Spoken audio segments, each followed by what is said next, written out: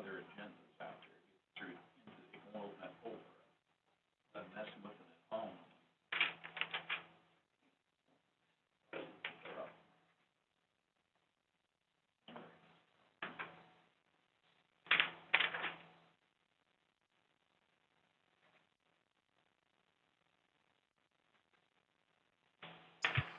Go ahead and, Okay. Oh, yeah, that we can.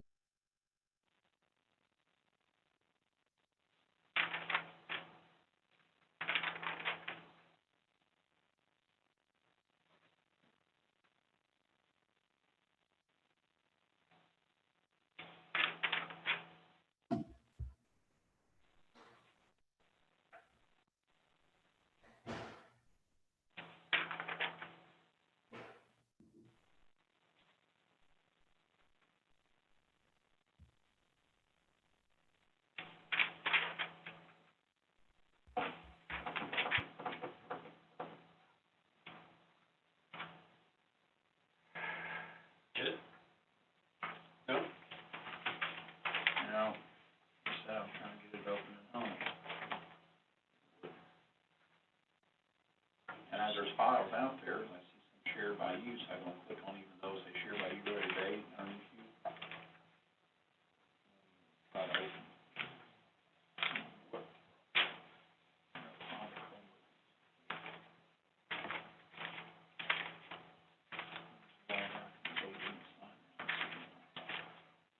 Did you ever hear anything from Durham? As in, They never reached out again? oh, they've reached out, but nothing to say, can you do more?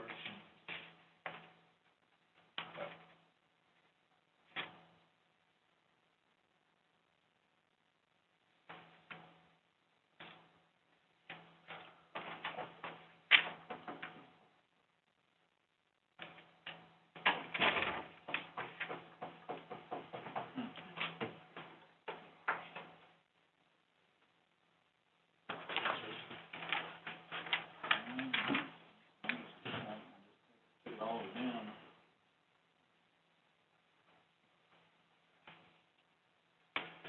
So get up there where I went to Benton Drive down to 1920, I click on 1920 agendas, and it wouldn't try to act like I was looking for them. Then if I seen one out there that you shared, click on it.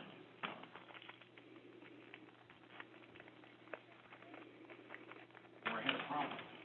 Jamie, are you there? I'm here. Shara, are you there?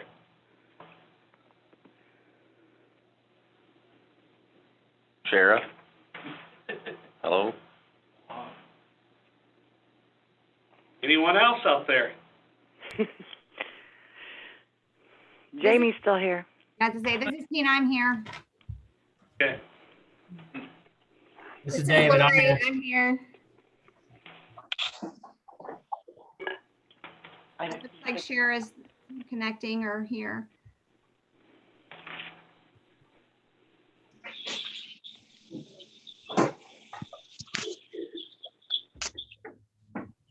I guess I should say we're both here. I'm still gonna let them know I'm okay. I'll get the same spot, you'll fall off. Yeah, we're coming back. Right there in here. Can you just grab one? I guess it's right there, it's sometimes. And it won't sit there as long as I want to sit. Sometimes that works too. Well, yeah, Sometimes that doesn't. last week I Zoomed with, the Lincoln kids and it was awful. Like they couldn't hear half. I think it's my phone. Too, that was, but so I tried it with my Yeah. phone on Tuesday. You still couldn't hear anything I Yeah, said. I used this and it didn't work. Okay. I got it, Perry. Okay. I forgot my. Yeah, and Let you have mine. The only one you saw good, I'm like, oh. Makes you feel important to sit in front of you, but mother shut it off. If I remember to bring it, I haven't had it plugged in, so I'm sure it's deader in the hammer. You want mine? No, I'd rather have a paper agenda, I prefer it. I like going through it and checking them off one by one. Taken care of. Digging through 2,700 different shared documents, I just rather have it on paper. I almost got the old one figured out. and then we got these. Oh, I wish they did that, the old, iPad. See, I know how to use an iPad. Apple stuff. Chrome stuff. This, It's when not I'm gone, intuitive. anybody can have it, 'cause I have Okay. no use for it at all. Oh, Sheriff. Hello, Sheriff. Hello. Hello.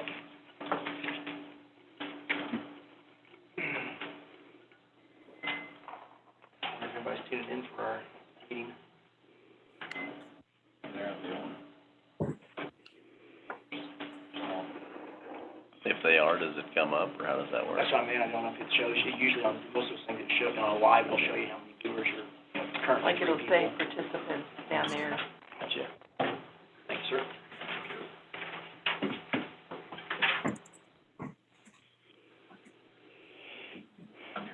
I have not.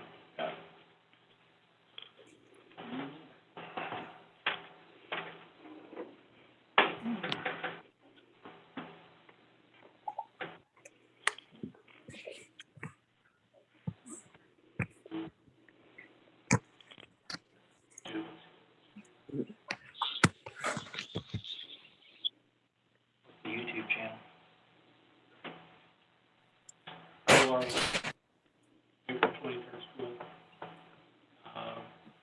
meeting, regular school.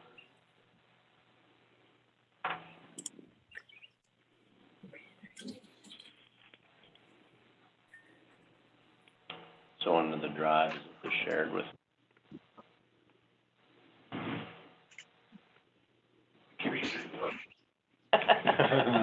Now, that one? go to my drive, board agenda. You have to go to the YouTube channel, right? Yeah, I just typed in It full should online have, meeting. there you go. Wheels fell off, I got to here and I couldn't bring anything up. Well, I mean, when you got it. I just know how to do it. Oh, wait a minute. No, he's got the folder, Perry, but no files in his folder. Well, shoot. His folder opens up. Meeting It's empty. adjourned. The April opens It's up, empty.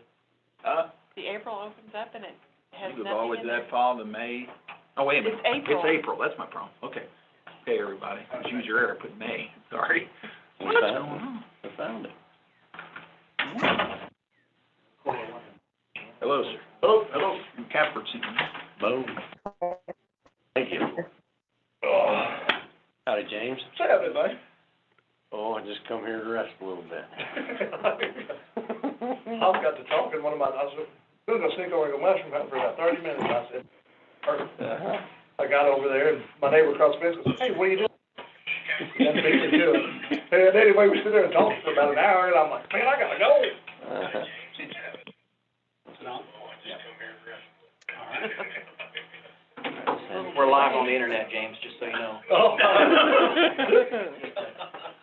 FYI. Yeah. Yeah, so this is being broadcast live on the YouTube channel, not on, Facebook Live, so it'll be recorded and people can't set comments and those kind of things, so it's a more secured way through Zoom. All righty, it is 6:35. I'm gonna call the meeting to order. Roll call, look like we all are here either virtually or in person. Do you have a motion to adopt the agenda? Mark, Colin? Perry, is any recognitions?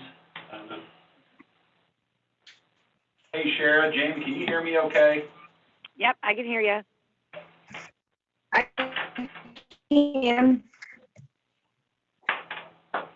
Sheriff. Oh, Sheriff, okay. Here's Jamie, okay.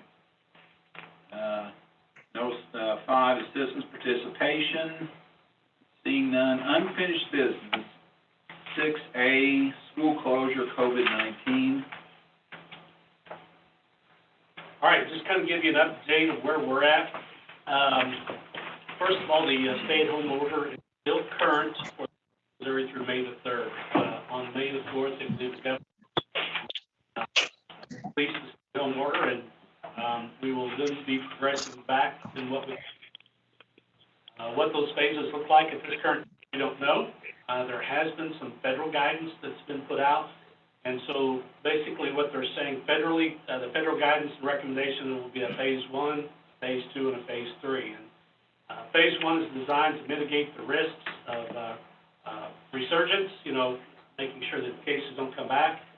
Would allow public, venues such as arenas, theaters, restaurants to reopen, only under certain social distancing still. However, all vulnerable individuals will continue to shelter in place. Risk individuals should continue social. And the phase 1 would be still groups of 10 or less within an area. Phase 2 then would be applied when there is no evidence of rebound after phase 1. Visits to hospitals, nursing homes, and similar locations will remain prohibited. However, schools, daycare centers, and camps can reopen, and non-essential travel can resume. The social distancing restrictions, and basically it's gatherings of 50 or less. Phase 2. Now again, these are the federal guidelines. These are federal recommendations, I should say. The states have not adopted their guidelines at this point in time. We believe tomorrow, during the governor's press conference, he's going to be releasing some recommendations for May 3rd. And then phase 3, that's when all the states and areas with no evidence of rebound, there's very few restrictions, and basically we're going back to almost life as normal, but, trying to avoid crowded environments and those kinds of things. So those are the different phases which we'll be going through. When I met with the Cole County Health Department, our educators group did last week, they talked about each one of those phases possibly lasting about 30 days. And so if on May 3rd, the first phase starts, 30 days from there, the starts. So we're really talking 1st June, 1st July. Now, that's kind of a plan or an idea. We're not for sure exactly what we don't know. Maybe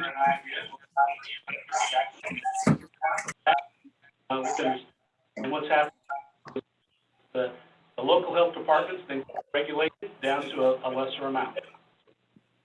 It's important that we understand the phases, move through here on the rest of this. You all have a copy of this. I gave you a copy of this. So we need to talk about what it looks like for us between now and May 14th. Which would be our last day of school. So the first of all is that tomorrow, I think it will go out tomorrow, there will be a Cole County press release that states that until June 1st, school districts, schools across the county will not be holding school activities. Just so that we're all on the same page, we're operating the same, and those kinds of things.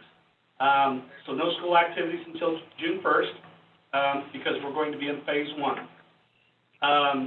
Personal items in the building. We are currently making plans to get the personal items of students out of the building, and we can do this within phase 1. And so our plan is to do that the last week of school that we are, supposed to be in session. We're going to set up some times. We're going to set up some schedule for everyone to start coming to get their items. Probably in the middle school and the high school, we'll probably sack up lockers. So we'll go to individual lockers. We'll take our textbooks out, put the personal items within the locker, put their names on a bag of some sort, whether it's a trash bag or a brown paper bag, and then set those out for them to then pick up. And we'll set them in rows, and then those students will be able to come in and pick up their items. The elementary building will be basically the same. Teachers are going to clean out the desks, any personal items that those students may have. We know that the elementary students are probably going to have a lot less things than the high school and the middle school, because the high school and middle school have lockers, and so they'll probably get trash bags, and the elementary kids will get brown paper sacks, because there are no telling how many clothes are probably in these lockers throughout these hallways. So we're going to be making that schedule, and that'll be done during phase 1. So our plan is to do that in that last week of school. Some student evaluations. Because we've been doing some distance learning, we've had some of our reading teachers and our other teachers continuing to provide services to our students, and there's some evaluation tools that need to be completed for the end of the year just to see where they're at. And so teachers are going to be arranging to do some one-on-one evaluations, some iReady inventory, reading inventories for some students. It'll mainly be done in the elementary, but again, that'll be done in phase one, and that'll be organized. We'll still have to be 10 or less. We'll limit the entry within the building, and so we're going to have to do some student evaluations between now and the end of the year. Summer school, and we're going to talk about summer school here in a little bit, but summer school really cannot occur until we are in phase two. And so once we're into phase two, we're allowed then to return to school. So we're going to have to wait until that phase is achievable. We know that in May, we're not going to be in phase two. So the summer school that we've got planned now will not happen. We'll have to have a different. And so we're going to talk about that a little bit and let Tina help provide some information on that as well. School activities will then also be able to happen in phase two. I'm not for sure if you've noticed, but MSHA has eased the guidance for summer sports, or for sports over the summer. And so we probably will plan to participate in some spring sports, but they're going to be occurring in June. How many, we don't know. Who against, we don't know. But if we're able to do that, we may be able to do that within the month of June. And so some of those plans are starting to take place. And so if we're able to do that with the recommendation and guidance of the Cole County Health Department, we're going to be able to do that. And so some of those activities will take place. The last thing there is graduation and prom. There is a difference between being outside and the inside.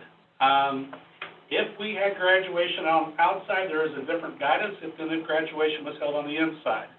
And so once we get more guidance from the state, we will then be able to determine when can we have graduation and when can we have prom. We believe that if we held prom and graduation outside, we would be able to have a larger crowd. It's easier to social distance, all those things that go along with graduation and prom. So, but we're going to have to be in phase two. If we had to do it inside, we would have to be very creative, and most likely we'd have to be in phase three before we could hold it inside, just simply because of the social distancing that is required.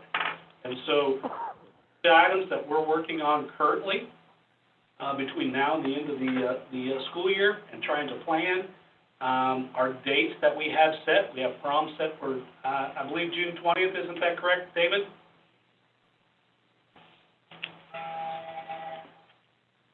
I believe that's correct. And we have graduation set for June 27th. So we believe that those dates are still doable, but we'll just have to see in time. And we may get into June and then have to postpone them into July. Barry, you're correct on your dates. Okay. Thank you, David. So those are the things we're working on between now and the end of the school year. I want to talk about summer school and what that looks like for us as well. But any questions about any of these items that we've got to do and we've been working on? I mean, I'm sure you probably haven't heard, but like any of these summer activities, like basketball or volleyball or those type of things, is that even, I don't know who usually hosts is even a host, are those even possibly deal with in phase two? Have you all heard that or not? We have not heard that. And the problem is that summer basketball and summer volleyball is held inside. That's it is inside, and the inside events is what they are the most concerned about, because what they have found out is that the virus is very easily obtained with inside. It can be carried outside, it's less likely to be contracted. That's really and the question is, will it be fair? And it may not be fair, because basketball and volleyball are inside, and baseball and softball and football and cross country and all those other activities are outside, and so it's easier to social distance. It's easier to have all those summer leagues. But we believe that once we get into phase two, so let's say, for instance, we get into phase two, it may be possible for us to have some summer activities, basketball and volleyball. We're just going to have to figure out how we're going to social distance and to make that activity occur. What's that? How are they going to keep the kids from? So what they say is it's within groups of 10, all right? So if like, say, for instance, this is an area of 10, all right? This is an enclosed area. So if they figure, if we can come up with a system, so maybe it's 5-on-5 and there's individuals outside. Maybe it's I mean, there's, Two girls come together at the net. How do you, I mean, you know what I'm saying? I don't understand. understand. I mean, and outside would be the same way. if they get, I could understand, so you got that 15-minute test now. If there's some way, like literally 15 minutes for the game, you could test all the participants. Yes, And then everybody can just play without Right. any concerns. Right. I don't understand without at least being able to do that, how you're gonna keep kids from, especially like in things like football. I mean, they're gonna be literally sweating like basketball, slamming Well, each other. I mean, you can't. I'm going to tell you, there are a lot of unknowns still before Yeah. any of this is ever going to occur. I figured the traveling Yes, between teams, different towns coming together, that would be a yes. train wreck in progress. Well, I mean, I honestly, I presume if they do have sports, it'll be a situation where there isn't a crowd, you know what I mean? Right. I know like in college football, they're talking about the same thing. I mean, enough tests to be able to get all the football players in the field. They test them 15, 20 seconds, they can all play against each other, but they're not gonna have the stadiums open, it's just basically. So you talk about this 15-minute test, they say that that's a very accurate test that they. Yeah, it they- exists, it just isn't readily available yet. Right. I mean, maybe by the June, it will be, or August, or whatever. Yeah. but I can't imagine, even with the phases the way they are, that Correct, without a test, I mean, I Right. wouldn't see my kid, exactly. no way. Yes, yes. We'll be optimistic. Yeah, all right. Any other questions about, between now and, the end of the school year for us? So, those are the items we've been working on. I think summer school is next, correct, on the That's right. Yes. Tina, or David, or Lori, or Katie, is there anything you all want to add? About which part? About, Just the things between now and the end of the, school year? Any extras? no, it's really just going to depend on what those requirements are and how we can do it. I think we have a good plan in place though. So Mhm. I moving agree. forward. So our plan on the, one thing that I forgot to share here is, we'll plan to communicate out to our parents May 1st about the pickup procedures, getting personal items. The teachers will start coming in next week, to prepare the last week of lessons for our students. And so we'll be communicating out to teachers that, because it'll have to be teachers that are gathering up these items within the building, and then getting them prepared to be able to be set out. So, so that communication will be going out here fairly soon. All right, summer school. So in phase 2, there is the possibility of summer school being held. And so, with summer school being held in June, there are multiple things that we have to consider. First of all, summer school, if held in June, is in the FY20 school year budget. So we pay all those salaries out. All of our expenses are incurred in the month of June, and so it occurs in the FY20, the current school year that we're in. If we don't have summer school, it's approximately, I think we've got $45,000 budgeted, and that ranges anywhere from less than that to up to $54,000. It depends upon how many students we have and the number of teachers that we need to cover those classes. So when it comes to summer school, if we postpone summer school, which we're going to have to postpone it, depending upon where we postpone it, will determine where the monetary or the budgeting procedures of it will occur. So if we move it to the month of July or August, then that expense then comes out of next year's budget, all right? Most important thing, you have some documents there as well. I'm going to show you what summer school means to us. So I took our summer school enrollment from last year, and I deducted it from our budget. If we were to not have summer school, what does it mean? And for us, our school district, it's around $90,000 in expenses, or revenue. We have somewhere probably, I think last year was $54,000 is what we spent. I think that's what I have. $54,593. Now, there's some transportation costs that go on that aren't calculated in the summer school, and there's, janitorial, and there's other costs. So it can be upwards close to $60,000.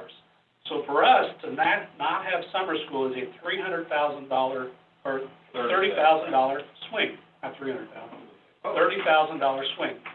Now, it's not a lot of money, but it is a lot of money because it also affects our Prop C and affects our weighted ADA. So that number goes to $96,000. So it would be around $36,000. We just need to figure out how can we have it and it count in next, because our enrollment for summer school counts in next year's enrollment, not this year's enrollment. So no matter when, even if you do it, No matter when we it hold always it, counts. it always counts in the year following. And so we need to come up with a way to host it, and if we can't host it, we just have to be prepared to know that that's going to be a small impact, but it's going to be a $30,000 impact on our budget, okay? Now, you don't have the expenses that go with it. And so if we hold it in next year's budget year, that means the following summer, at the end of the school year, do we have it in June? So do we go July, August, and then turn around and have it in June again? So then we've got 2 years of summer school in one budget year, if that makes sense.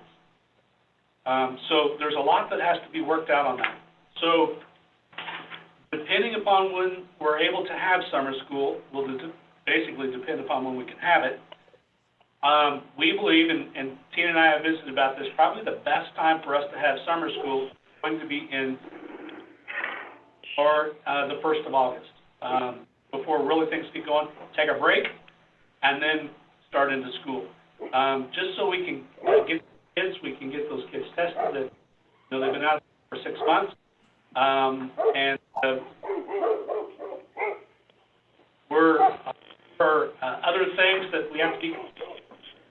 If we had it the last 2 or 3 weeks of June, would we be able to staff it? Because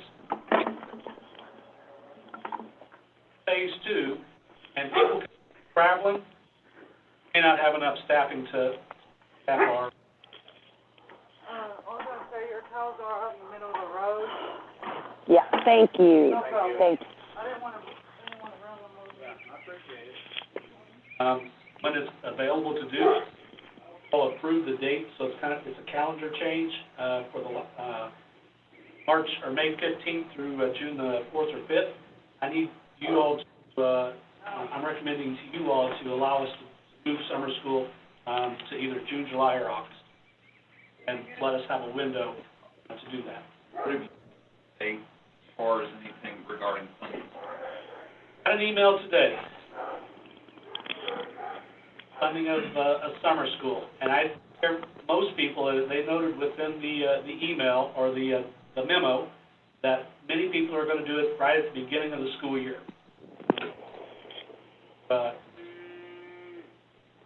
To get them started back to school, break for a week, and then go back and the ability that they gave. So, but right now, I think they're saying, everybody, you can do it if you like.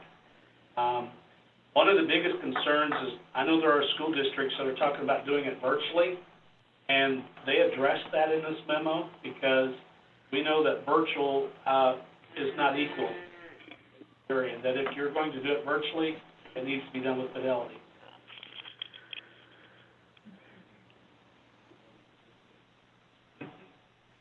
Yeah. What grades does summer schools cover? So summer school covers grades pre-K, so we actually bring in our preschoolers now, but our kindergartners, and we run up through the 8th grade, and then we have high school credit recovery. If we run this in the month of July and August, that first week of August, main thing we want to be mindful, there's a lot of fairs in that time, so we want to be mindful of that as well. But our thought is to really hone in on the grades K through 5 and the students in the middle school that we need to get back here. We believe that we want to make that our focus. Our attendance may be down some, which is okay, but if we have it during that period of time, our focus is going to be K-5 and the middle school students, the current 5 students, or I guess it would be next year's K-5 students and the middle school students that we need back. That was going to be my next question on how you were going to do enrollment and all of that. Summer school enrollment. So we'll have to reach out to Summer our school, parents yes. and, see who we can basically enroll them like we have in the past. Parents return flyers or return, pamphlets, or they send us emails. And then, we'll review the list, the students that aren't on the list that we need, here, or we'd like, because it cannot be mandatory by any means. But if there are students that we want to make sure that are here, we'll make an extra effort to reach out to those parents to see if we can get them here. But at the end of the day, it is voluntary, it is not required. I have a question. What? 24. Yes, Jamie? So on the summer school requirements, did that change when the school year changed to minutes, so many minutes instead of days? So, yes, we have to go 120 hours minimum. No, Okay. it's 120. So how many days is that? How many days is that? Yeah, I believe we get it done in 12 days. in 12 days? I think that's correct. So if you had to do it in smaller groups of 50, you could do like 2 Yes. shifts of it? Yes, so that was one of the suggestions Desi also put out there today, is that if we wanted to be creative, that if we had summer school, we could limit, have smaller groups. And so say, for instance, you had just the K1 group, and then the next week you did 2-3, and then the following you did 3-4, and then you rotate them through. So yes, that was a suggestion that actually Desi put out today, that if you wanted to do that, because before it had to be all in unison. So whatever the start date was and the end date, it had to all be in unison. But now they're giving you flexibility in rotating those students through. Okay.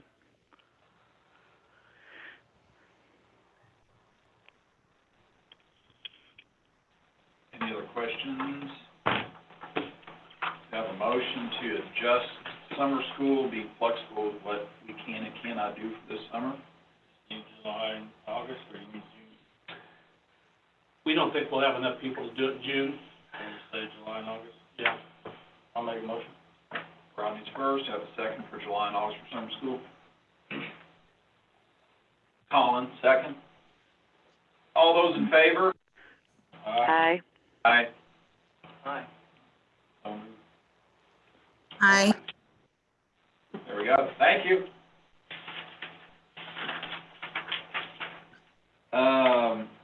6C was bleacher press box information. All right, so I have there 3 different bids from 3 different builders, and I have a picture of what it approximately looks like. There's some changes that when I send out, there's no steps up the back, and the garage door's on the back instead of the front. But that is basically what that building would look like, but with an entry door coming off the bleachers. And so you have 3 different bids there, one from Hirschberger Construction from California, one from Sloan Builders, which is from Syracuse, and the other one is from Frontier Metal, which is out of Versailles. And those are the prices for a 10 by 36, it's 24 feet tall. One of them is insulated. The first one from Hirschberger is insulated in the upper part of it. The interior walls are not finished, though. That is basically a shell. All of these are basically a shell, except for Frontier Metals. You will see that they went ahead and included what would it cost to completely line the inside of that building. So that's why their price is higher than the others. How much is it? I don't have my computer with me.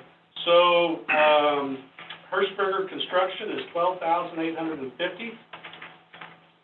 Sloan's. That's unfinished? That is unfinished on the inside. Okay. Yep. Sloan's is, I think it's $13,900, and Frontier Metals is $17,872. When you say finished, does that mean like sheetrock? Sheetrock, electrical. We'll have to put sheetrock and electrical in it. But that is, that stuff would be very fairly still in, because I just wonder if we could turn that to a booster project. Mhm. outside of it. Very well could. I know like, Rick Shannon, did Right. that stuff in the locker room, I bet we could come together. Yep. I'm just spitballing, but Well, I think it could be done that way. that's my thought, rather than taking the high bid with it finished. I Right. mean, it's a risk, but I'm assuming we could probably Yes. manage that. Yeah. And this I gets know an you, electrician. this gets you what you need for right now. This gets you what you need. Yeah. Is there any, I mean, as far as you can tell, is there any real difference? I mean, I don't want us finished, but is there any real square footage, nothing There's nothing I can see, I mean, appreciably different? appreciably different. The only thing that this doesn't include is a 10 by 36 concrete pad that we would have to pour. That's the only thing that this one does not include. So, all of these did not include concrete. We would have to pour concrete pad. And that can't be done until the bleachers are done, because we have to take out the handicap ramp or move it before we can even pour concrete. So that's the only thing that this does not include. They're all just more or less the same. What's the cheapest? I mean, that's my Right. opinion. Whoever's the cheapest. Cheapest, lowest bid. Yeah. Most bid Every wins. bridge you go across is lowest bidder. That's right. I'll remember that.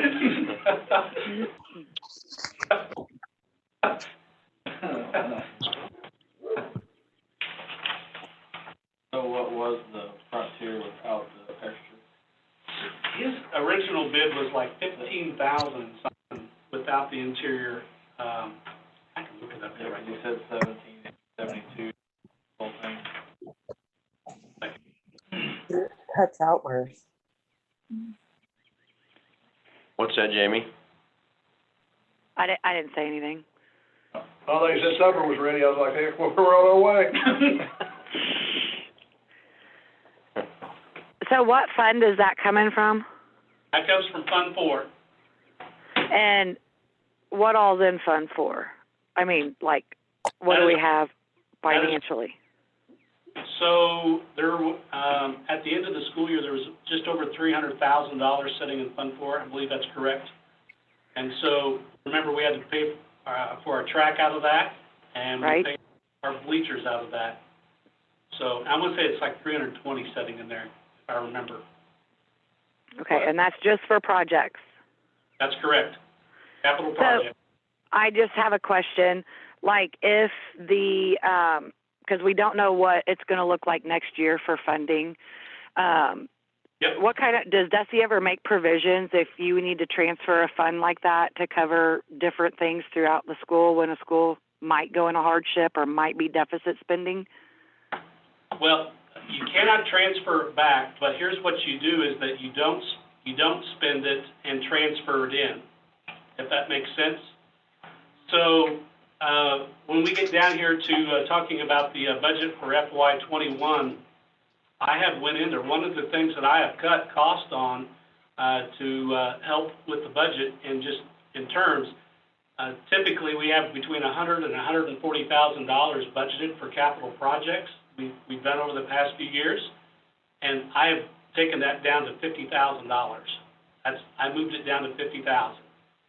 So then there's extra money for other That stays in the operating fund. emergencies. Yep. Okay. And so what you do is you wait till the end to transfer and to do those capital projects in the end. That way, if we don't know what it's going to look like this time next year. Right, that's my worry. Exactly. And so January or February, that's when we'll have a good picture of what's happening. And you won't want to make any capital projects expenditures until that point in time, like this. And so if we see that things are going to be okay, then you can move forward with your capital projects. But if you see it's not going to be okay, you may want to stay where you're at, not have those. Okay.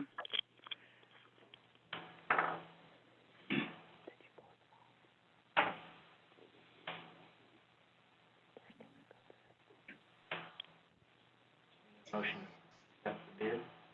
Ron just wanna know how much Frontier was, Yeah, just give me, just for the shell. I'm okay with going the lowest. Oh, that was a good question, I was kinda curious too. He was looking. Kinda why we take bids? I put in here his first bid of $17,000. His completing it on the inside is $25,355. 17 was his lowest. So the low bid right now was Hirschberger at 12. Yeah, 12,850. 12,850. The next one was 13, 13,900. $1,000, pretty good bidding. Not bad. Nope. As long as it's apples to apples. Yep. Motion to Hirschberger. Second. And Mark is the first, and second to James for Hirschberger. All those in favor? Aye. Aye. Okay. All right. I would assume you all want the colors to be white, trimmed in blue? Okay. I just, Well, it looks kind of fun with a red roof. it will. Kittens love it. We got a deal. We got a deal on that. Someone told me the other day we're Blair Oaks West. Okay, 7A, consent agenda, approval of the minutes of the regular board meeting from March of 20. Approve the payroll transfer of $177,000, payment of bill and financial statement, and the sublist. Do I have a motion to approve that? I got James, and I got a second from Colin. All those in favor? Aye. Aye. Aye. All right, thank you. 7B, student handbook. All right, so they have uploaded their student handbooks to the drive and it's for informational purposes. They're in the process of making their changes, putting calendars in there, those kinds of things. And so this is the point in time that we talk about, is there things that we need to change within the handbooks? So we can make sure that those are noted within the handbooks for the next year. And then at the next board meeting is when the final review will occur. As in the past, the actual handbook's not adopted. It is part of our policies, but it's just reviewed. So, with those noted changes. So, have you all had a chance to look at them? You got questions for Tina or David and Lori on those handbooks? I've looked at it. Okay. So I guess, say if we would have to see something between now and next meeting, we just need to, if we got a question or a concern, Yep. just to contact Dave or Lori, whoever.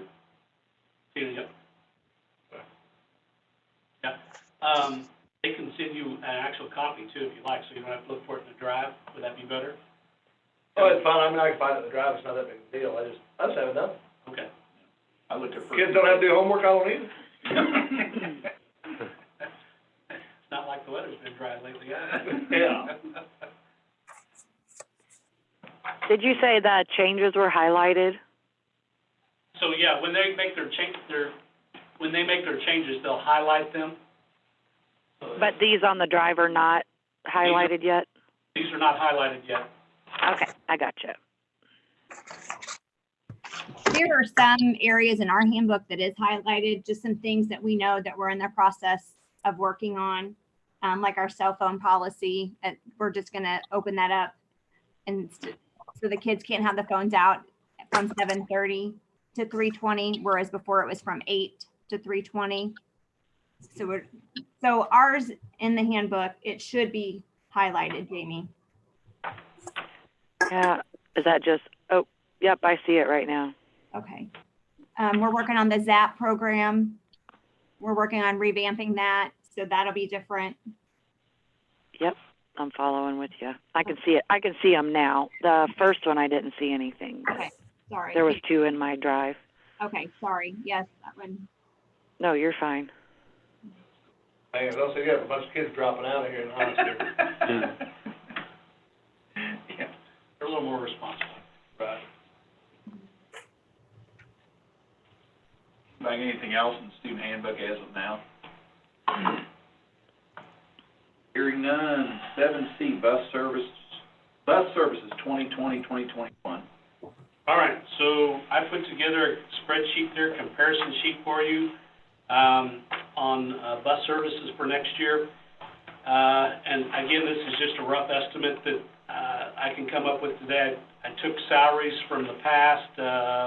Brendan and I looked at the salary schedule that we created back in 15, 16, I believe, to see where those drivers might be. And so when looking at this, so approximately and this would be if we took back over our buses, okay? So approximately $89,000 would be spent in salaries for 6 drivers. And then we got transportation. They would take a portion of my salary, portion of Brenda's salary, portion of Charlotte's salary, and it would be coded to transportation to get reimbursement back. And so that stopped in 16, 17, I believe, was the last year that was done because we were contracted. And so, so some of that would be that. The other thing would be is a supervisor to oversee the buses, and so that's $15,000. Part-time salaries would be $10,000. That could include a part-time mechanic. That can include a part-time substitute bus drivers. Then the next part of that is retirement, OSDI, all the benefits that go along with that. Repairs and maintenance. So as purchase service, and what it means by purchase service is if we just take our buses somewhere and have them worked on, $20,000 allotted for that. You might ask, where did I get those numbers from? And those are just historical numbers that have been used over the past, this goes all the way back to 2009, 2010.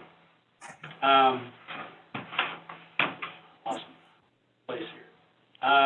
Contracted, which would be contracted, but athletic transportation is in there. So that would be the salaries that go along with the extra duty portion. Now, it may be less than that simply because when we get billed from Durham, we're getting billed by the mile and the salaries both. And so ours would only be salaries for this extra duty portion. But you can see what that's been over the past few years as well. Fleet insurance, I think it'll be around $6,000 for fleet insurance. We've not had that cost over the past. Transportation general supplies, $1,000, and that's buying parts, that's buying oil, that's buying tires, that's buying all those things. You can see what we had spent prior years, $37,000, $43,000, and $33,000. The reason why it's not 37, 43, 33 is that when we get down here to buses, we'll see a difference in buses. Transportation and gas, just so it's a constant, because that's gas for our vans, for our vehicles, those things is in there. That's not a comparison that we can use for contracted service, but to keep it equal from one year to the next. Bus diesel is, I've got $40,000, typically $43,000 is what we budget every year. You can see that we've spent, in 13, 14, we spent $46,000. I think you all remember how high diesel was then. But in, this year we to date have spent, to date. Last year we spent $21,816. That's, but it's going to be in the $20,000 range. And then the last number there that I have is leasing 3 buses, and this is lease to own. And that's $38,337. And so that total comes to $298,959. So that's the numbers as they are. That also has in here our Nichols route that we have. So that salary for that. I'm trying to think of anything else that would be included in that. Can't think of anything else. Now, let's talk about if we were to bring it in-house, what is the difference? The difference is we don't have a mechanic, all right, so we'll have to take our buses someplace to have them fixed.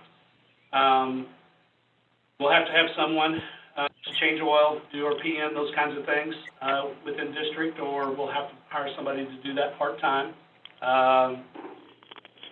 Transportation supervisor do the routing, those kinds of things, answer those phone calls, where's the bus at, you know, on this day, all those things go along with that.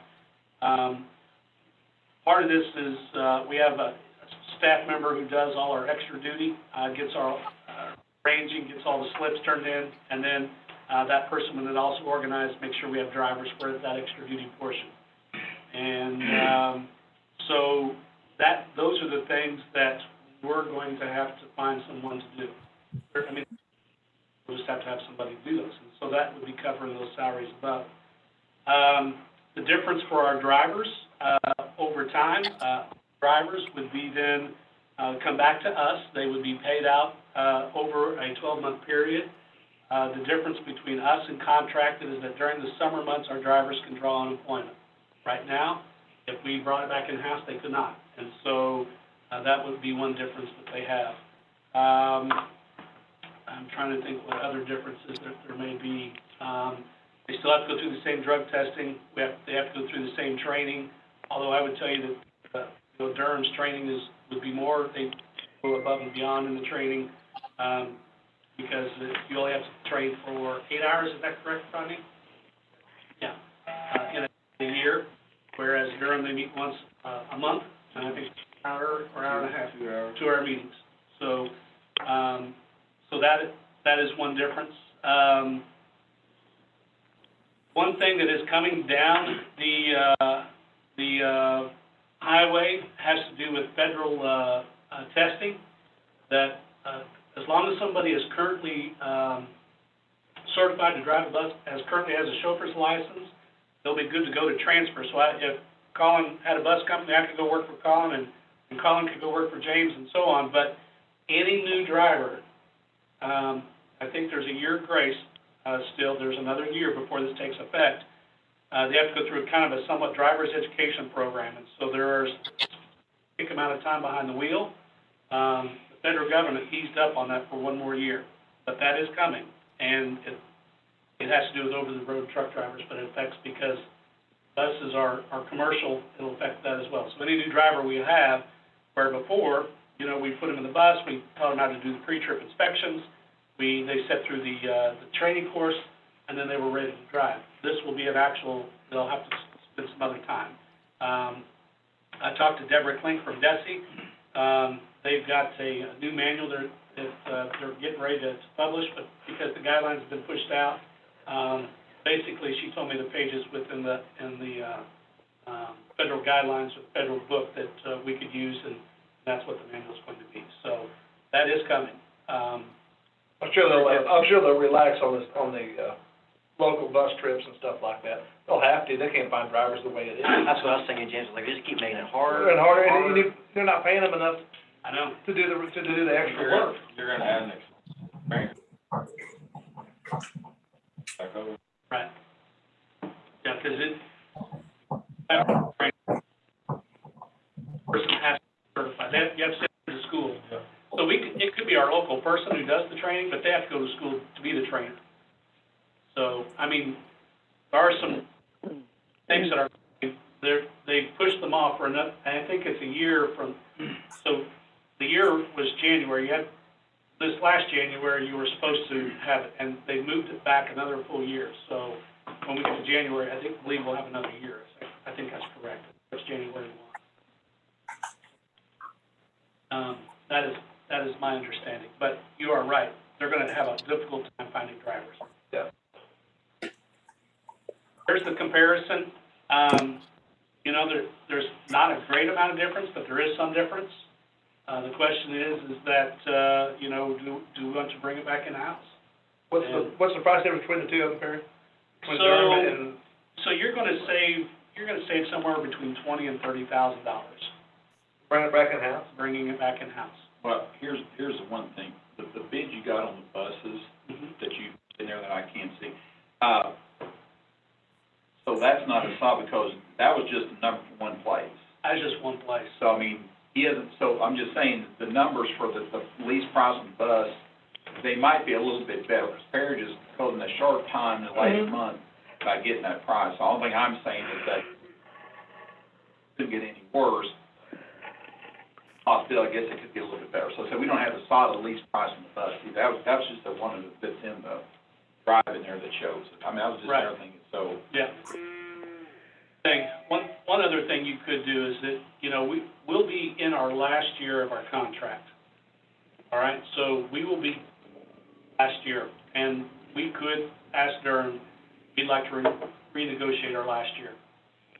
That would give you time, because we have to give them 120 days notice is what we have to give them. And so May 1st, the timeline that we have to give, so May, June, July, August, get you to August 1st, that would be 120 days, so roughly. You said Durham's been a pain in the rear to deal with? I will tell you that what I've learned over the course of the last few weeks, it's not Durham, it is, how should I say this correctly? They've got a big financial picture when schools went closed, all right? And so it wasn't only Durham, it was First Student, it was Students of America, every bus company scrambling to figure things out. And because they wanted their drivers to be paid, they wanted to continue because they're worried about losing their drivers in the very end. But I think all the bus companies have since discovered is that because of the CARES Act, those bus drivers that are eligible can draw unemployment and now make more money than they did when they were driving the buses. So I think since then that has eased up for them because they were keep their drivers. But since they've learned more about the CARES Act, the drivers said, hey, we can draw unemployment. Not all of them, because we've got a few drivers who can't draw unemployment. But it makes sense that it's better. So I would tell you that if we did anything, we should ask them to renegotiate our contract, at least for the year, at a minimum, just to make sure that that's done. And then that would give you a year. But if we want to bring it in-house, I'll need to get started on that process because I'll have to send out an RFP for buses, get that sent out. I'll have to get bids in for buses because our current fleet, we can't do it with our current fleet that we've got to age out some buses. Or one of these expenditures on the side won't be enough. Well, couldn't we use that money on that, our bond money, couldn't we increase that and buy some decent buses? So You know, and jump that levy, you know, that we just went through and did all, whatever, you know, and.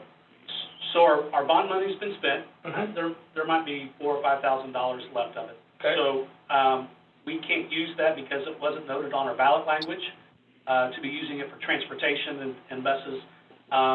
So when we lease buses, now we can also lease purchase buses. Mhm. And lease purchasing buses, you can do that over an 8-year period. That amount, I think I put that on the bottom of that sheet. So a lease purchase for a bus for 8 years is $12,779. If you lease purchased it for 5 years, it's $18,000. Straight leases, $14,000.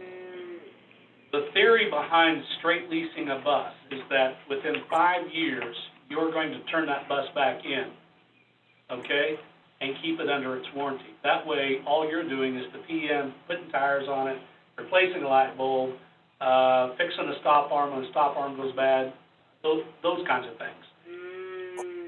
Or the transmission goes bad, AutoCAD.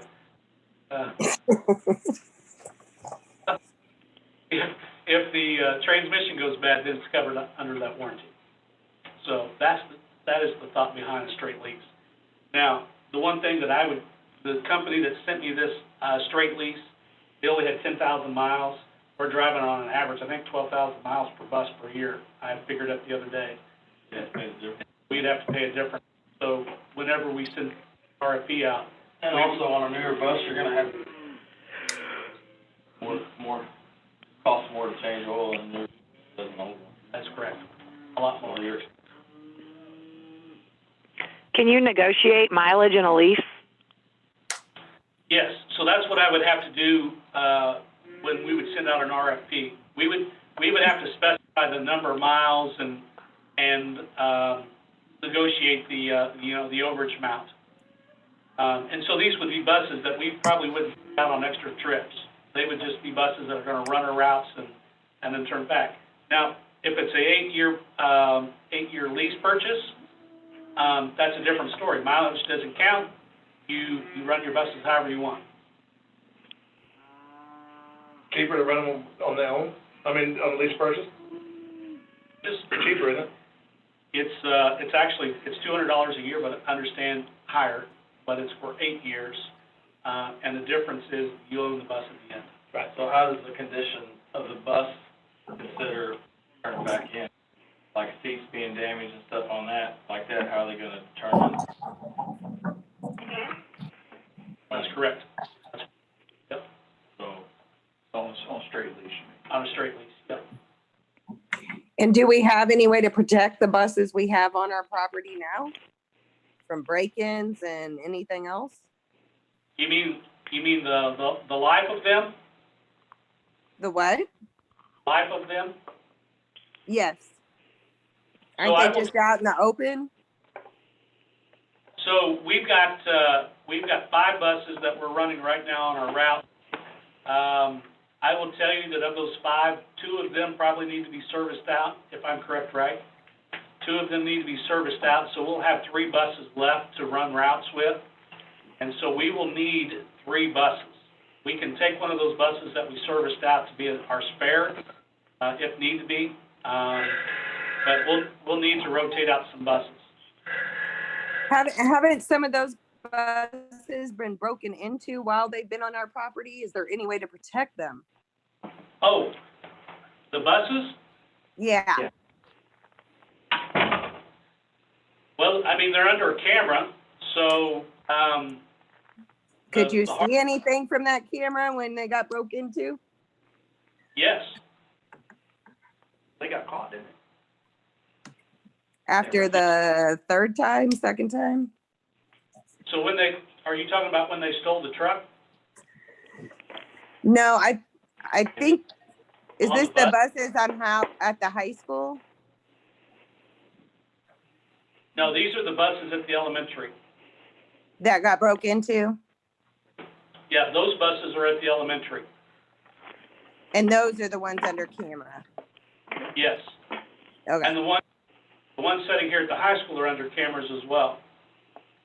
And so what we'll also do with closure, because of school being out, we move all the buses over here to the parking lot over here. So they'll be coming over here, sometime, I would say. Durham is, unhooked their batteries just so that batteries don't run down and those kinds of things currently. Always during the summer when we're closed, they'll over here.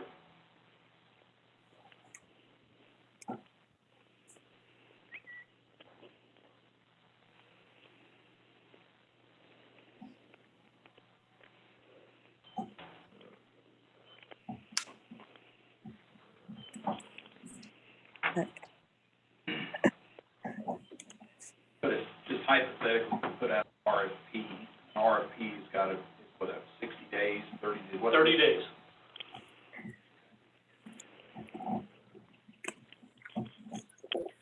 I mean, we can get it done by June. I think there's gonna be buses out there. I mean, there always are, but, we would wanna get moving on it pretty quickly.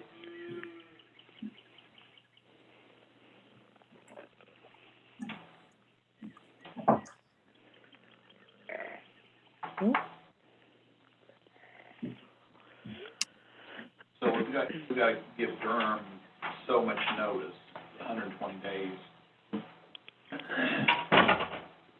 So let's say we tell Durham that we're not going to review or whatever, then are we obligated that we're not going to do it then? Say hypothetically, all these police back terrible, or whatever, they go sky high. We're out in no man's land. That's why I was asking, I didn't know what kind of flexibility there was. Right.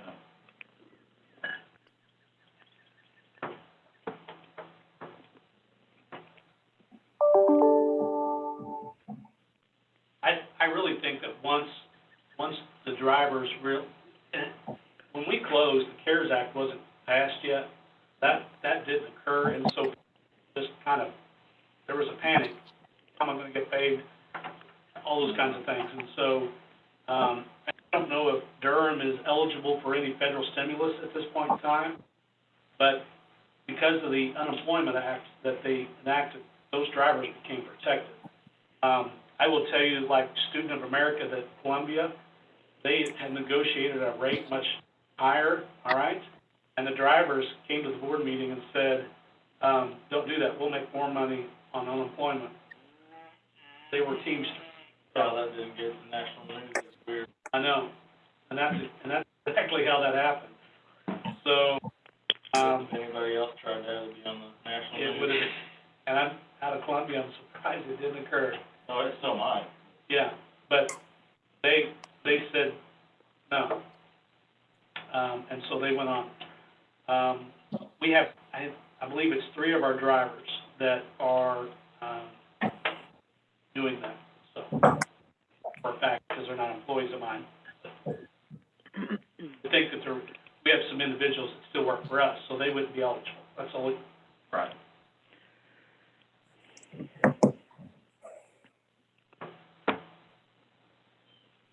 Thoughts? I think at least you give me permission to say, we want to renegotiate for our last year. Let's just do that. With everything that's going on, I don't know if I'd jump out on them. I'd renegotiate the contract and we'll all have it ready for next year. Well, I think you were just walking in, I said, if we would tell Durham to go pound sand right now, and these lease numbers would be terrible, that's fair, we kind of stuck, you know what I mean? So that's, see what I'm getting at, that's the question, and how concerned is you would jump now compared to just renegotiating with Durham? Well, I'll tell you what I'd be doing my homework, I'd renegotiate this last year, and then next year be ready to go out full bore and have all my numbers ready, and come to the meeting and say, all right, now, we're done, we're out of here. That's kind of what I would do. Okay. That's just my thought.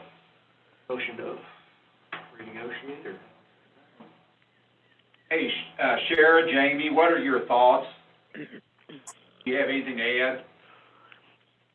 I can hear everybody all right, Sean, but you cut in and out. I don't know why. So what is everybody thinking? Perry had said about, you know, at the very least renegotiating with Durham. James had said about, you know, going and just renegotiating and then look long and hard, you know, 8-9 months from now, what we're gonna do, get all the lease numbers, everything solid, because changing with everything going on was a little bit of concern. That's kind of Right. what we've put out there. But going in-house will save us between $30,000 and $40,000? 20 and 30. 20, 30? And those are just rough numbers. Right. So we would, we can try to renegotiate our contract and then maybe try to move to in-house next year. What happens if we, let's renegotiate our contract, Durham says, no thanks? What happens then? 120 days notice at any time. And I'd be working with them numbers real quick. So I have one more question. With everything that's going on, would a lease be more competitive right now than it will be in a year from now? I mean, I know a year from now is hard to predict, but I know car lots aren't moving anything. Well, the price of the bus might be cheaper, that's for sure. Because this bus was $84,000. Right. That they based it upon. I'm not lately to know whether or not $84,000 is a competitive number, but I think that's a pretty decent number. Uh-huh. So what if we gave you the direction hypothetically to go out with RFP, but we didn't tell Durham to pound sand now, just where would that put us? I mean, I'm just thinking about it from that angle. So 120 days would be sometime September 1st. On when you gave them, you know, their notice. I get where Jamie's coming from, and that's where I'm thinking is like. That's not a bad idea. Because if we could get some different prices now, and all of a sudden if they are worse, but if they are better or as good, then, Mhm. but we haven't told Durham. Yeah, I mean, I don't know, is that putting a wrinkle in for you talking to Durham if we do something like that? Just asking. Well, they already know I'm doing this. They know, I've been transparent with them up front. And in fact, I sat down with Durham's district manager today and say, does this look like it's doable numbers? And, he couldn't say yay or nay, but just wanted to make sure I wasn't, which I appreciated him doing that. He didn't have to do that. He could have said, nope. So, see ya. But, it's, what Durham offers us is quality drivers. Yes, we are headaches, and we have some bumps in the road, but I think anytime you give up that control, you're gonna have a few of those things. But the one thing I don't worry about is I don't worry about whether or not I'm gonna have to go pick up a bus. I don't have to worry about whether there's gonna be a driver here or not, because that's all taken care of. They can shuffle drivers from other places. There's service that they're providing that we as a school district don't have to worry about. Liability is not on us. What'd you say, Shara? Durham takes on the liability too. Yeah. That's correct. How long does it take to get, how much time frame would you need to put it out for an RFP? 30 days. I've already made. Okay. Send it out. See what you come up with. Maybe you get a good deal. You wanna get, think we ought to before, I think you do it while I'm doing it. I can do both of them at the same time. That's what I was thinking, do both at the same time. I can do both of them at the same time. In fact, I've already started that. Seems like a recommendation. All right.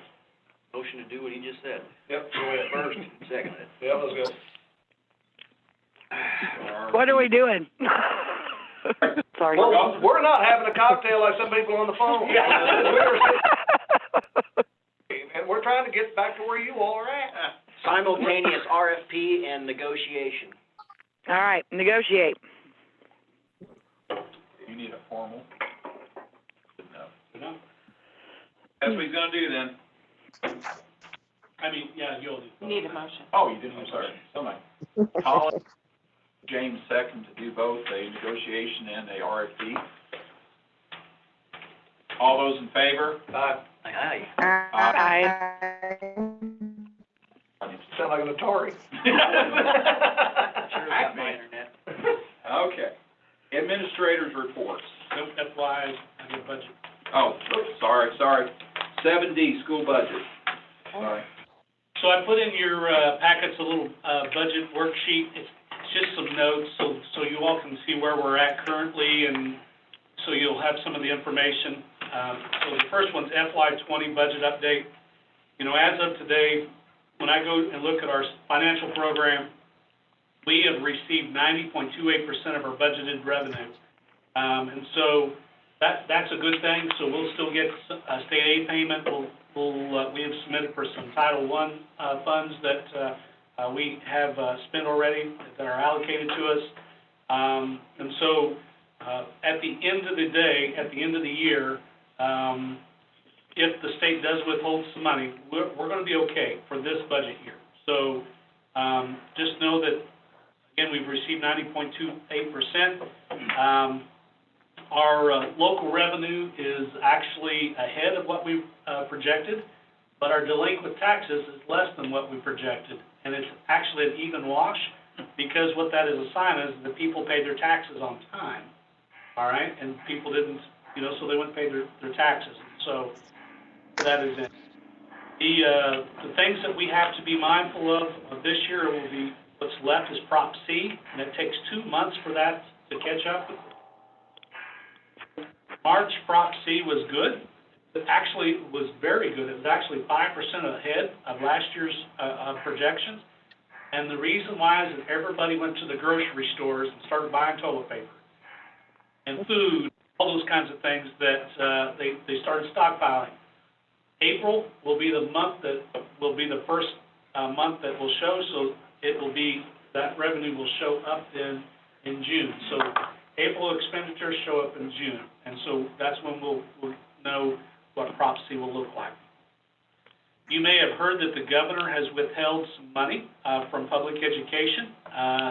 He withheld $26 million. Now, some of that had to do with transportation, which for us, it doesn't impact us greatly because the transportation formula is set up in a way that we're supposed to receive 75% of our allocation, or what we spend, and we are receiving about 19% of that 75%.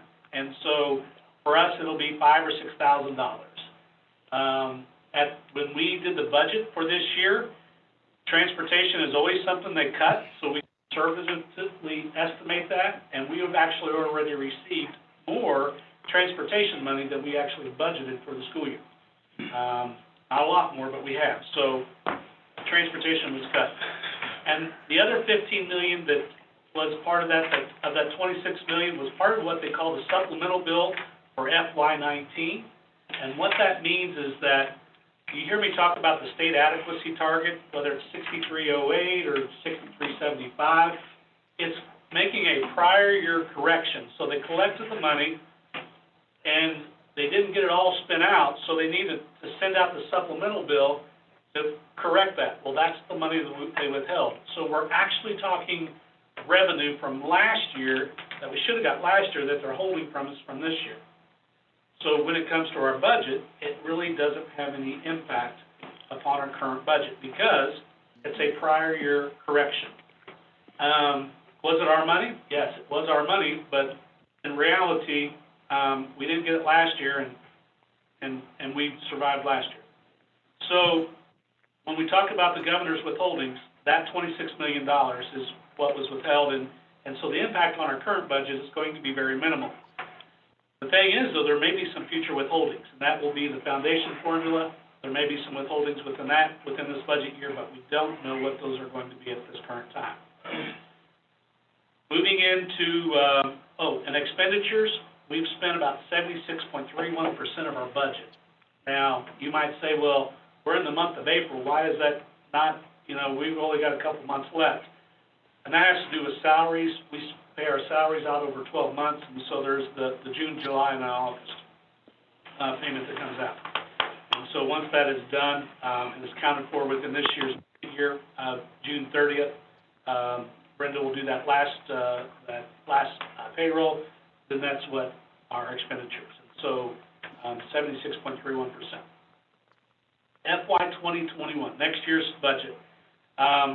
The state budget most likely will not be finalized until June. The word is that they're going to have to call a special session to finalize the budget.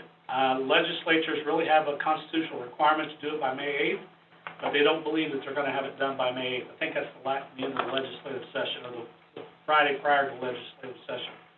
And so they're going to have to call a special session to finalize the budget.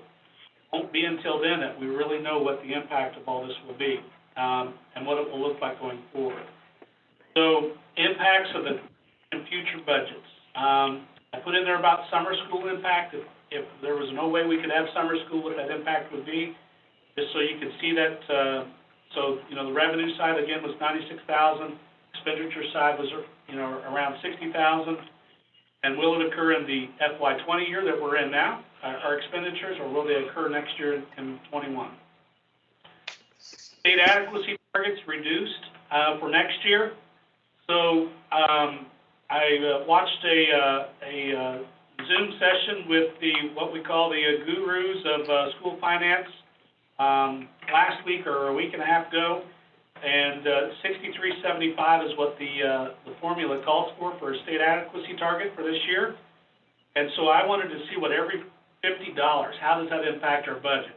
So if the state adequacy target is reduced by $50, so if it went from 63.75 to 63.25, that's about $29,000. If it goes from 63.75 down to,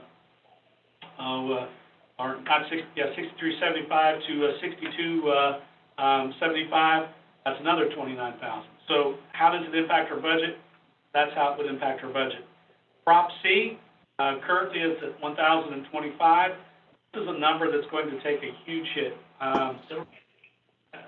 They're estimating to be in the 800s to start off with. They think it can recover very quickly, but time will tell on that. Classroom trust money really doesn't have an effect on our budget, but doesn't have an effect because it's actually state revenue from gaming, lottery, and those kinds of things. Casinos are closed. The problem is that the state will have to come up with the extra to offset that. And if they don't have the extra to offset that, how will that impact it? So that is one that's unknown. On the good side is that there's the CARES Act, which there's federal stimulus money that's appropriated according to Title I. And this, I just took 80% of our allocations that we get for Title I. And so we should get somewhere around $100,000 in allocation money for that. And so hopefully the deductions will be offset by the stimulus money that will be sent. When it comes to the expense side, things I'm working on for the budget, capital project expenditures, I've already reduced that. And so those are our bigger ticket items. I don't have them I have $50,000 allotted in the budget for next year for that. So as time progresses, we can, and if we see it's going to be better, we can budget and spend more. But if we don't need to, or if we can't, we don't spend the $50,000 if we don't have to. But chances are there are going to be some capital projects that we'll need to do. We may have a freezer types of items. So I've reduced that. I had a Zoom meeting the other day with our staff, and I just wanted to tell them some of the dates and timelines and things were going on. And so salary schedules. We'll need to adopt a salary schedule in late June and to determine what we can do for salary and adding to the base. Currently, the budget has a step in it, so everybody has got a step on the salary schedule. I've heard some school districts talking about freezing their salary schedules. And what that means is that where you're at this year, you would be at next year. But I have put in a step for everyone, so everyone would at least get a step. And so that's one thing that's still in the budget. And I think it's important that we keep that in the budget. And if we can do anything with the salary schedules, that's important as well. The other thing that's still in the budget that is a bigger ticket item is a curriculum expenditure, a writing curriculum for the elementary. That's a ticket item, and that is still in the budget. And so there are still things there are things in the budget that we need to continue to make sure that we are spending it. So, the other day in our Zoom meeting, I talked to the staff about making sure that if there are things that they need, they still have to tell us, because, don't think that, just because things might get tough, that if there is something you need to let us know, because we need to figure out a way to try to make it work. And so they're working towards that. And because of our reserves that we have, we may have to deficit spend for a few years. And because we have a good fund balance, we'll be okay. We'll make it a few years if we need to. You don't want to deficit spend a tremendous amount, but control your spending, watch what you're spending it on, and you can get through this. Huh? That's how the government does. Yeah, except they write a check that they don't ever have to pay back. So anyway, that's where the budget's at currently. I've been working extensively on that. I won't say extensively, but a lot on that to make sure those numbers are correct. Keeping my ear to the ground to hear what other individuals are saying. The problem is that there's not a lot of people saying anything on some of these numbers to give us any guidance. So, and those will probably first of June, if not the middle of June.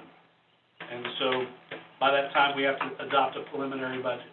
So it may be on the last hour of the last minute of the last day that we accept a budget, but, as long as we got one adopted preliminary by June 30th, we'll be okay.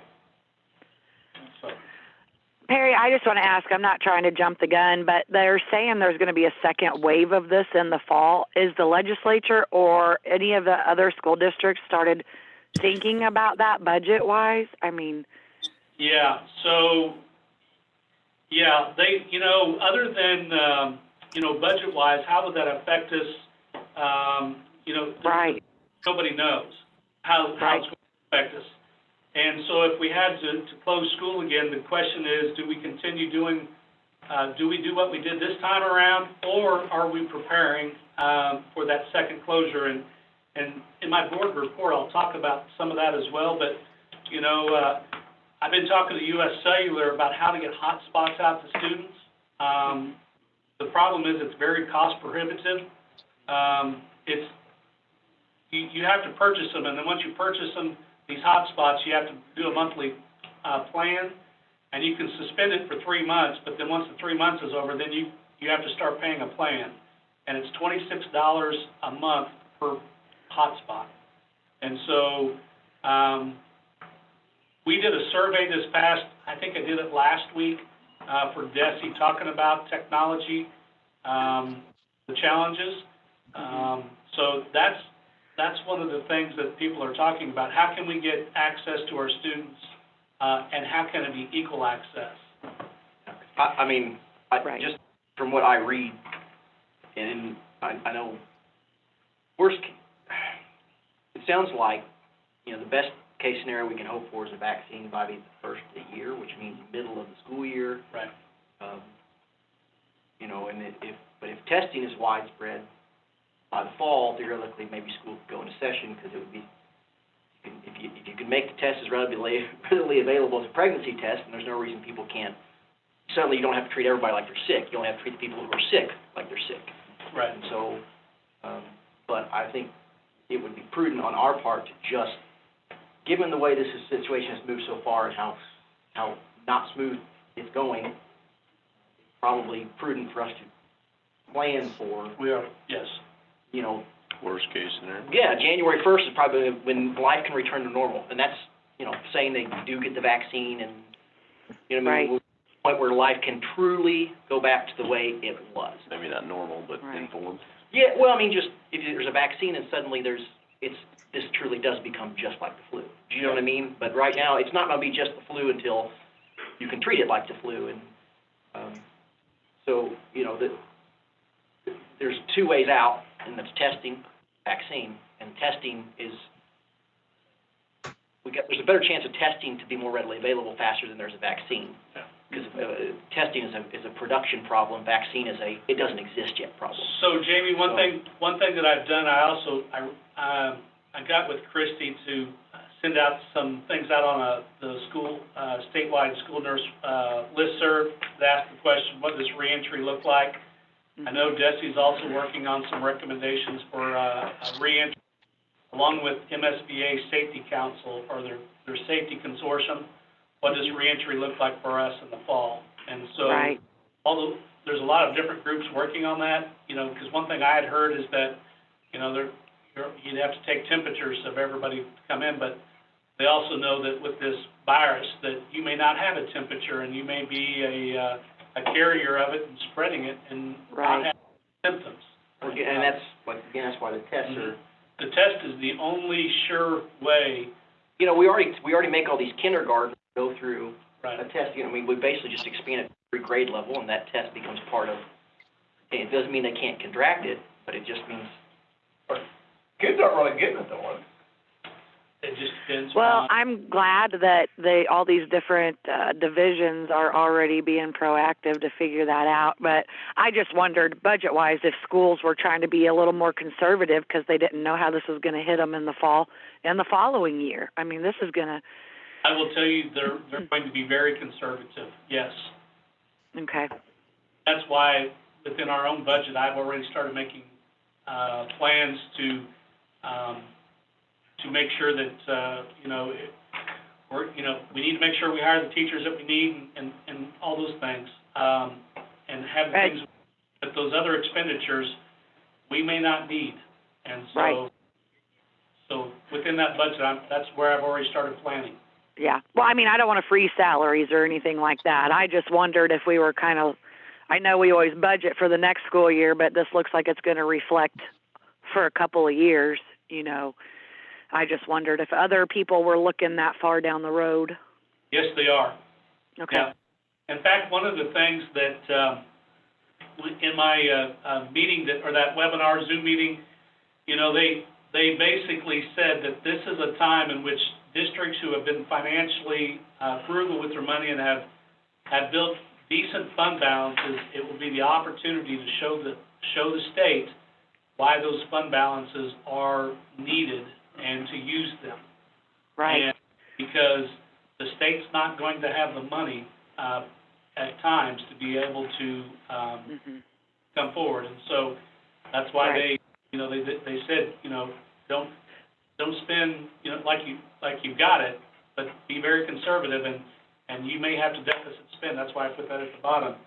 You may have to deficit spend some for the first couple of years before things straighten back out.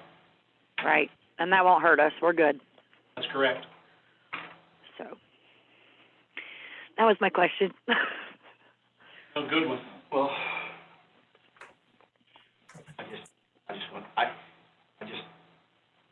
I don't want to be Debbie Downer, but I just think this is going to be a problem a lot longer than a lot of people are giving credit for it. I don't want the community to be disappointed.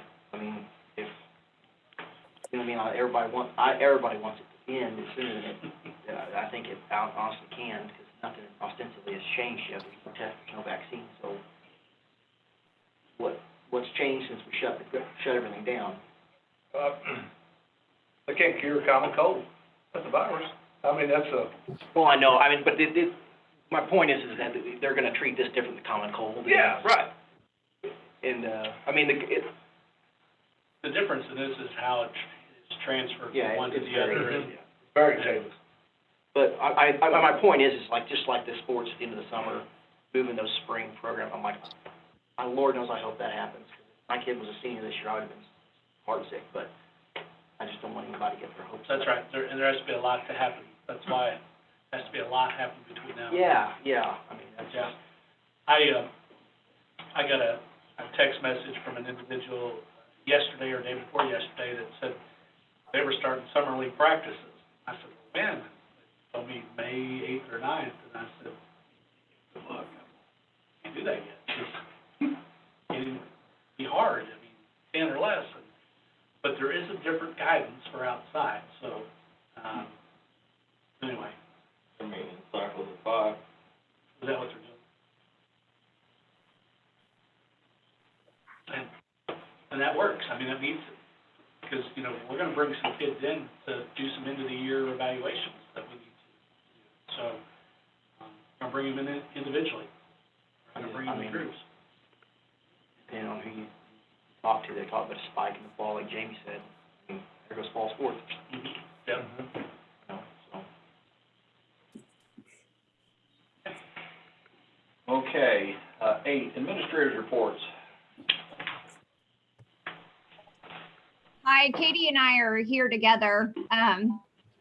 We have started the kindergarten screenings for next year. We've met with Heidi, and we've talked about how can we go ahead and get that started just so that we have a good idea of how many kiddos we have. And so she has went through the dial, which is the kindergarten screener, and she has highlighted the pieces or the components that we feel are necessary for our kindergarten teachers to know for next year. And so she's going to conduct Zoom meetings with families to conduct those screenings at this time. Now, between now and then, as she's going through the process, if things get changed or lifted, then she may be able to do some of those in person. But as of right now, she is just doing it all through Zoom. So currently she has about 33 kiddos projected to come for kindergarten next year. Now, we also know that that can change quickly. So depending on if people move out this way or they leave. But I think it'll hold steady. We probably will get an influx a little bit, but hopefully not 15. So our AMI, or alternate method of instruction plan, our teachers, they continue to provide instruction using this platform for students. We have it virtual online, as well as we are providing our students with packets of work. They're not identical, but they are very similar. They're printing off a lot of the work, like the iReady, Study Island, those kinds of things. They're printing it off in hard copy for our kiddos. So it's very similar, but it is not exact. But we've talked about ways to make it better in case we would have to have a shutdown. And we all agreed that we probably need to make sure that our kids have devices if possible. So that means that we need to look at a plan for how to loan out those devices. And also, are we able to maybe to get some more hotspots or Khajiits to provide our students, as well as some of our staff, because we have staff who are also in areas that do not have adequate internet access. And so in order for them to do what we're asking them to do, it's challenging sometimes because they don't have the access. We have delivered packets out to students, so everybody has work. Our teachers continue to contact students and families, checking in with them to see if they need assistance. They're doing some really cool things. They're holding Zoom meetings with their class. They're writing handwritten letters to their students. They're doing cooking activities via Zoom, and also science experiments. And so our teachers are doing a really good job of keeping that contact and trying to reach out to our students. Our specialist teachers are also doing a great job of if a classroom teacher is holding a Zoom meeting, they're also partaking in that meeting, reading to students, doing art activities with them, or however they can provide support. So it's kind of cool to see them all working together to make sure that our kids are getting what they need. We continue. I'm sorry. Tina, how's the participation and all that? I've talked to several parents that said they just aren't doing any of that stuff. I mean, can you guys tell how much participation we're getting with these kids and the work to be home? Yeah, we talked last week about that because we kind of wanted to gauge as to how well it was going. They're getting about, I would say, 50 to 60% of the students participating. Some are getting 100%, but majority are getting 50 to 60% attendance, like on their Zoom meetings. As far as work, we have been collecting quite a bit of work. We've been emptying the trash can and letting it sit and then putting it on the teacher's desk. So as far as packet wise, we've been getting more. Every teacher's had some work returned. I think a lot of it, they were kind of compiling it, waiting to see where we were going to go. And I think that probably we'll see an influx after this week. And as far as return in work and those kinds of things, we've been pleasantly surprised with some of our kids who struggled with doing in-seat work here at school. They've actually knocked it out of the park and been working their tails off at home. So anyway, it's not 100%, but it is some. And those kids that they're not hearing from, they're making sure to make either sending an email or making a phone call. And if they can't get a hold of them, then I'm calling parents. We just want to check in and make sure that they understand the importance of doing the work. But, we continue to do that. We've also asked teachers to start compiling a list of kids who are not participating so that we know in the fall which kids we need to have our hands on, who need to be at the top of that list. Everybody's important, but we for sure need to make sure that we have a plan in place for those kids that did not participate at all. And so that's where summer school kind of comes into play. We're going to encourage those kids to attend summer school. But really it's just, we're just trying to come up with a plan on how we're going to take care of it once we get them back here.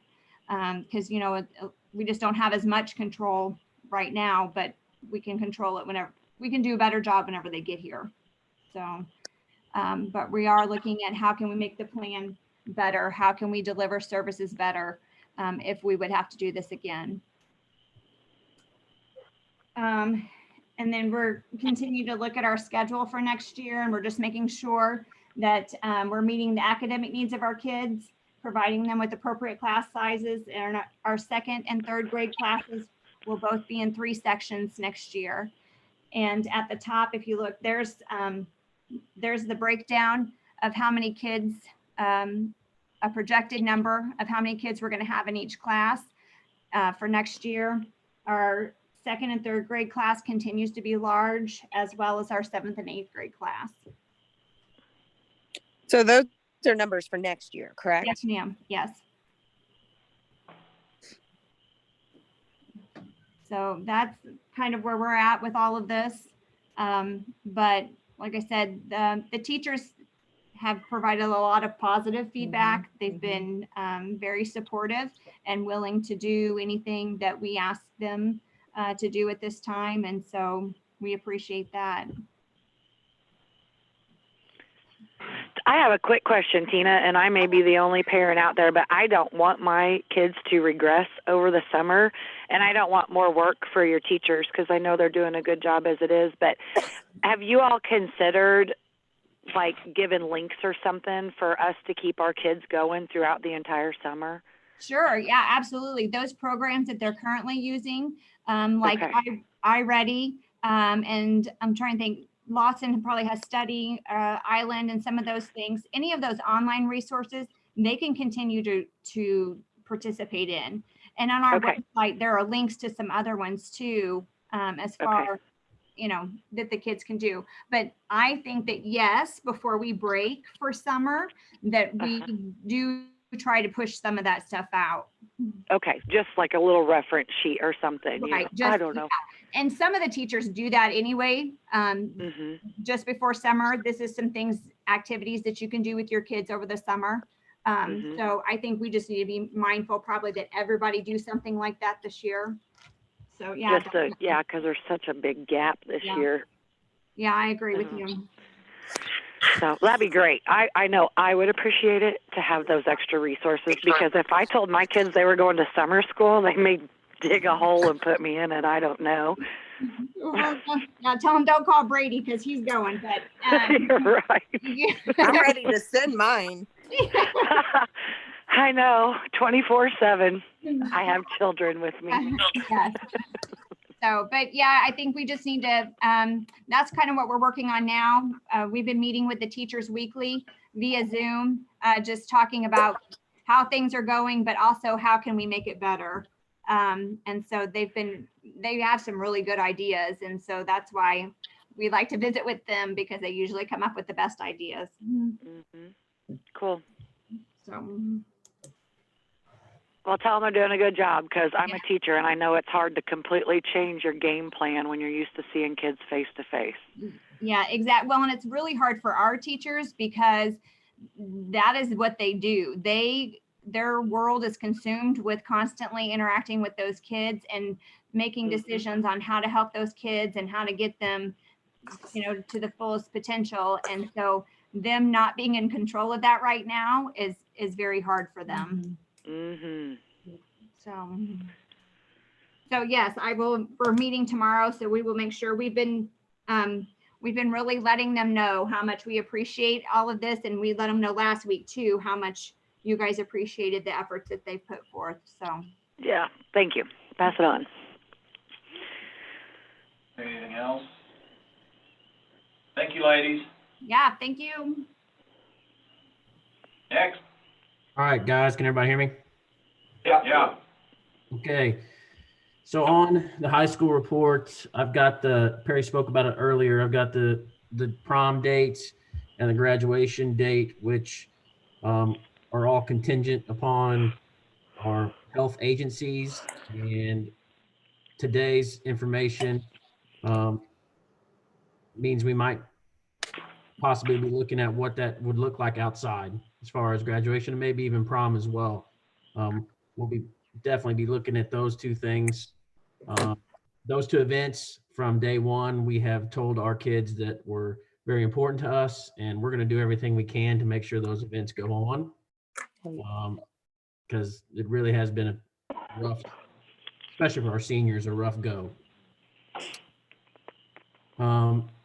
Other schools are doing the same things we are. Everybody's in the same. I've had a couple Zoom meetings with our conference principals. Everyone is battling the same issues that we are. I know one of our schools in our conference is talking about possibly doing a drive-through graduation, and they're getting some pretty negative feedback from their families that that's not what they wanted. So this is definitely a learning experience for everyone. So I hope and pray that we will have graduation on the 27th, because I really don't want to have to move that again for those folks. I also attached the graduation letter that I sent out to the seniors and their parents, the AMI letter, and the letter to the parents for third quarter Fs, if you just wanted to reference those. I also set in on a NISHA Zoom meeting this week. You can see the information from that. They are waiving academic eligibility for fall semester next year due to everyone in the state is doing things a little bit differently as in regards to their AMI. A couple other things that are for certain is there will not be any activities until the academic year is over. Perry spoke about this as well. And then, even then, it will depend upon the national, state, and county health departments as far as guidance on what we can and can't do.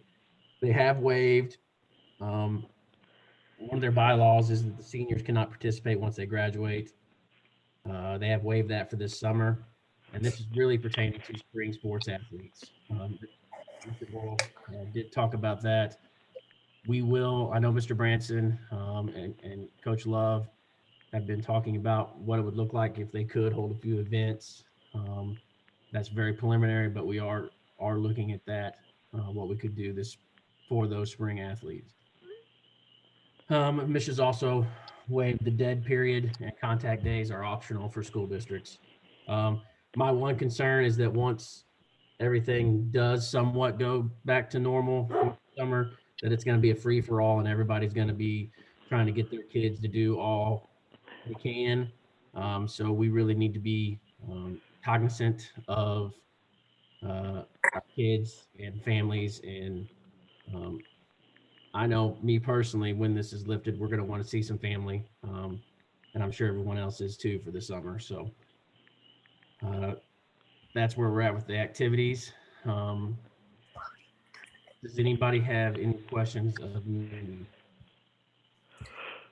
My question is in regard to the outside activities. Are we making any provisions for those, such as prom, where that might be outside? And if we have graduation outside, bleachers? Okay, so we do not have a prom outside plan yet. But graduation, we would have it outside at our location here in our track and football facility. At the football field? Yes. Yes. And what about bleachers? Well, that'll be dependent upon where we're at in that process too. I know Blair Oaks has an idea. They're having theirs outdoors. And they were actually going to put their students in the bleachers and put the families out on the field to allow for that space.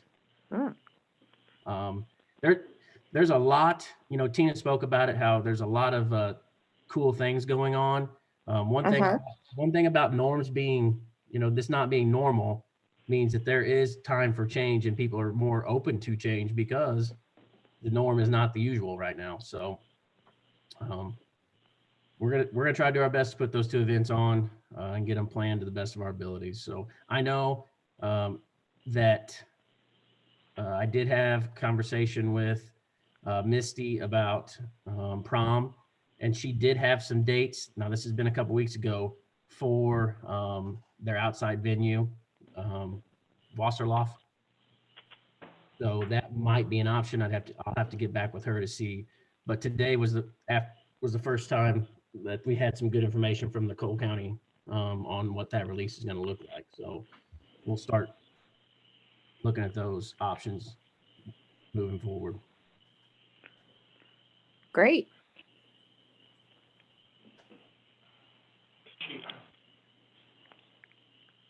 Thank you, sir.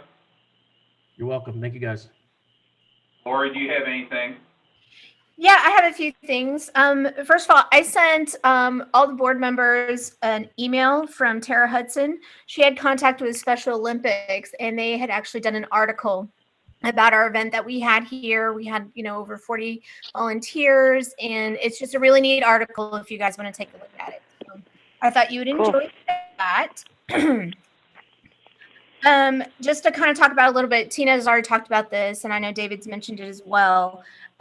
Special education, they are also meeting with those kids in addition to their teachers. Some of the teachers are doing Zoom meetings with those kids, some individually. Some kids are getting their therapies through Zoom as well. But it is a challenge with some of those therapies, especially speech, where they can't get their hands on those kids, and the technology is not fantastic either. There are, just like everybody else, there are several students that we're concerned about regressing significantly over this time, and our SPED teachers are trying to get a plan in place for when everything is lifted and how we can get our hands on those kids before, if we do a summer school or during that summer school, anytime that they can get those kids would be beneficial for them. They're trying to make that plan. Those teachers are also have individual plans for each student that they serve that they have been keeping. And those plans, in addition to the contact logs that all of our teachers are keeping, includes how they're delivering services, how they're helping with the assignments that they've been given by their teachers, how they're doing any progress monitoring, and those types of things as well. So all of our teachers across the district are doing a phenomenal job with that. That's all I got. Thank you. Thank you. Hey, guys, I forgot one thing I wanted to add. We are working on getting our schedules ready for next year as far as scheduling our kiddos. So we will start with our juniors, and this will all be electronically at first, and it'll be a trial run. We'll see how it goes, but that we are trying to do juniors, then we'll do sophomores, then we'll do freshmen. And then freshman orientation obviously was supposed to be this week, so it will be in the fall. We'll get that information out to our freshman parents. So we'll have that event in the fall. We'll try to. There's not a whole lot of differences. I mean, freshmen have to take a certain amount of classes, so they only have a couple options, mainly like band or a few. Maybe if they know if they're going to Nichols in the future or those type of things, but for the most part, freshman schedule is pretty limited, so we'll work from that way too. So just wanted to update you on, we are working on that as well. What about middle school schedules? We are working on finishing up that schedule, and we'll do a similar process as well. We hope to have that information sent out, like we're supposed to notify parents by May 1st, just so that we can get them signed up for band and all those other extra activities. But middle school will be the same process. We'll probably have to do it electronically, which is kind of ironic because we've been talking. It's one of those things that you talk about, and then you just don't do it. And now we're kind of put in a situation where we have to do it. So that is definitely what we'll do for this year. Thank you. Thank you all. Next, ASME Arise. Any ASME Arise? Hearing none. Superintendent's report. First thing I've got here with the school closure since March 18th, districts across Missouri moved from classroom learning to distance learning. We've learned from our district that this has created some hurdles for all of our students. The question becomes whether to invest in hotspots through a cellular company or try to get access to more Kajits. And Kajits are the little items that we'd sent out. Downfall of hotspots is the monthly charge that comes with the use of these devices. In the next few months, it will be important to devise a plan to possibly address this if it's needed. So just know that I've been working on that to see how we can make it equal for everyone. In the fall of the year, when school takes back up, we know that we will have to alter our back-to-school workshops in preparation for meeting our students where they are at. Our days will be filled with planning and on returning to the classroom. Our teachers are the best at being able to meet our students where they are at, but will need extra time to plan and prepare for this. And so because of that, our back-to-school workshops are going to look a lot different. We're going to have to give them more time in the classroom, more time to collaborate, more time to talk about their students, because they're going to need that time. And so even within our PLC leadership team, we talked about that as well, that there's going to be days that we're just going to have to give them time to work and collaborate amongst themselves. So we can do some of that electronically, that they, because there's a certain amount of things that we have to check off each year that we've instructed them, we've told them, or given them the resources to do. We need to try to come up with a plan for them to have as much time as they can to be prepared for the students to come back. And I talked with them, I had a Zoom meeting with the entire staff on Tuesday, and that was one thing that we talked about as well, that back to school is going to look a lot different, and it's going to have to look a lot different, because there's going to be a lot of preparation for it. Over the course of the next couple of months, as the state begins to move through the phases of reopening, information will begin to roll out about the financial impact of, that this had on the state. The federal government's already started sending out multiple stimulus packages, which will help.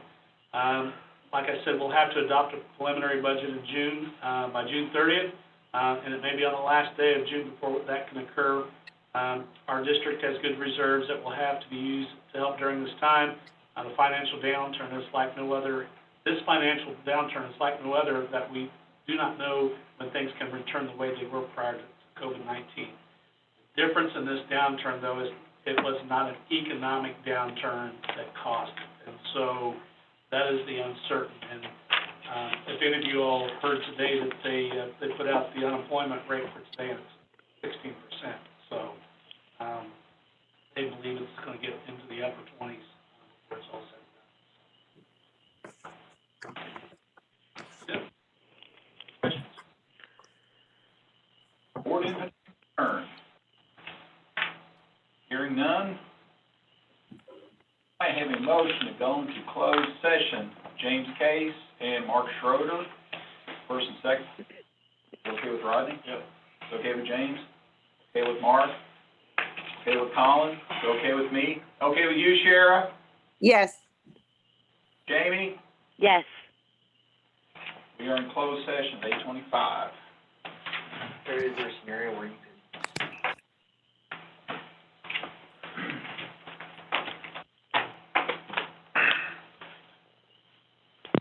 I charge my truck.